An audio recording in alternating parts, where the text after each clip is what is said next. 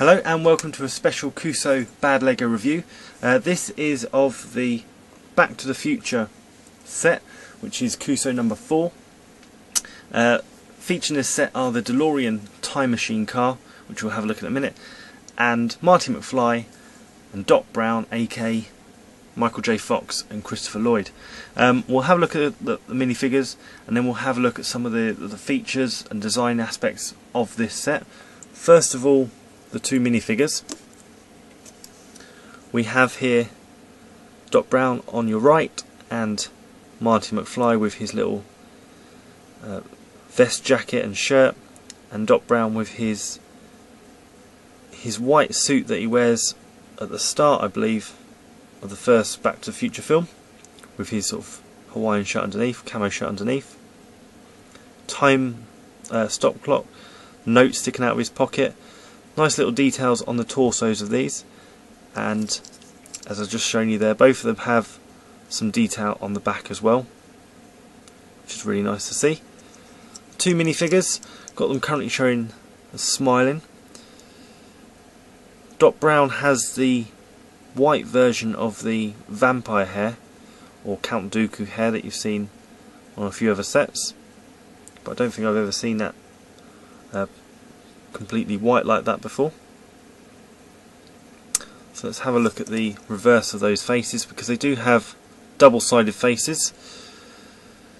Doc Brown has the scared look of a mad scientist that only he could pull off, and Marty McFly has the worried look as well.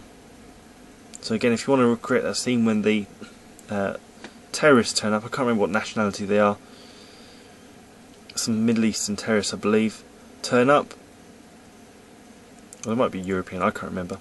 Anyway, they turn up, and that's when the film series kicks off. So, great minifigures, obviously exclusive to this set, and a lot of people will get this Cuso set for the minifigures, but the car is great. But before you even get to build the car, we have the book. Now you can see there that the book is monster thick. It does contain loads of behind the scenes stuff about the film. There we've got Michael J. Fox Foundation for Parkinson's Research, and then we get to the actual design piece. Proper quality paper. I mean, all Lego instructions feel nice, but this, with its slightly glossy front, is just a little bit special, I think, and just looks amazing. So, Back to the Future, the actual car itself. Move the instructions out of the way. You do notice, if I just lift the camera up, there are some extra features here, some accessories, and one of the main design features of this, actually, you can build all three cars from all three films. So at the moment I've got the car set up for the first Back to the Future film, so we'll have a look at that. Some of the features, we've got the Batwing cars, which are quite cool, and I'm going to try in as much detail as possible. You know what, I'm just going to take the roof off completely. I'm going to show you the inside of the car. So as you can see, the dashboard just about has two dates on it. I'm going to move the steering wheel as well. Now this is an American vehicle. In England we have the day, the month and the year, but over there they have the month, the day and the year. So the 28th of January 1958, when the first Lego minifigure was released, and then we've got the 26th of October 1985 for the Back to the Future date. So that's the dashboard. That's again a unique tile, which I think is, yeah, it is printed on, it's not a sticker. We do have another unique tile at the back as well, which is the flux capacitor. disconnect capacitor drive before opening. Now there is a spelling mistake I think on this where it says shield eyes from light. They spelled shield EI rather than IE. So I'm pretty sure that's wrong. So the first batch of these excuse me, first batch of these Kuso sets had that misprint, and then Lego had to do a bit of a recall and get them redone. I was happy to have the misprint because, being a collector, I'm thinking in a few years that might make them a bit more valuable. I'm going to put the roof back on so it makes sense. Well, the car looks better later on. So that's the inside. Just a quick view from the front.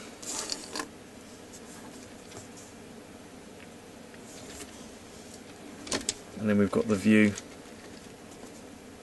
from the back.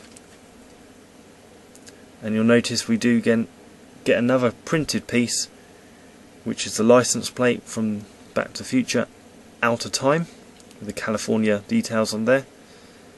Again, another unique printed plate that only comes with this set.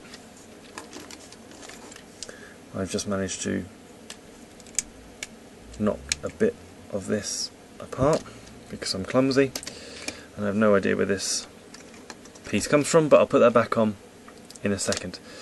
Okay, so that's the car. We've got the back profile there with the boosters. I think I have left that on from before. So, great vehicle. Let's have a look at some of the configurations you can have for the different films. Now, one of the first ones is the fact that the wheels can flip down like that. So from the bottom it looks like it's flying. We do get some clear pieces so you can actually make it sit off the ground, which I think looks quite good. You'll notice I've got two of the wheels on this side red from one of the later films. I didn't want to change them during this because it's a bit fiddly. So you can have all four wheels red or with the grey rims, hubcaps, like that. So I prefer them with grey, so I normally have them on the grey side. But obviously when they're flying you can't see them anyway. So Back to the Future 2, the configuration allows you to have this manual energy generator, I think that sits on the back. Again, that can be taken off for the other films. And again, another function, if I take this grey tile off, we can attach this bonnet, which actually is for Back to the Future 3, I believe. So that sits on there to give it this antique look. Antique, it's like the steampunk look, I guess, from Back to the Future 3 when he goes to the Wild West. Now there is another piece which I'm missing and might make me a little bit paranoid if I've lost it. There is another number plate piece which goes on here, which is the barcode from the future Back to the Future, when he travels into the future to see his older self. And I'll go and have a look for that, and if I can I'll show you that. But that's the set with the figures. It's good that it's got lots of different, you can change the car to make it look like the different car from each of the films by moving stuff, the wheels move. But this looks great on display. If you've got it on a nice little shelf, you just want to pick it up and start making it fly and play with it, play with the figures. Downside, it was £35, which in American money is a lot more, but which is okay for a Kuso set. You get this very exclusive and you pay for that.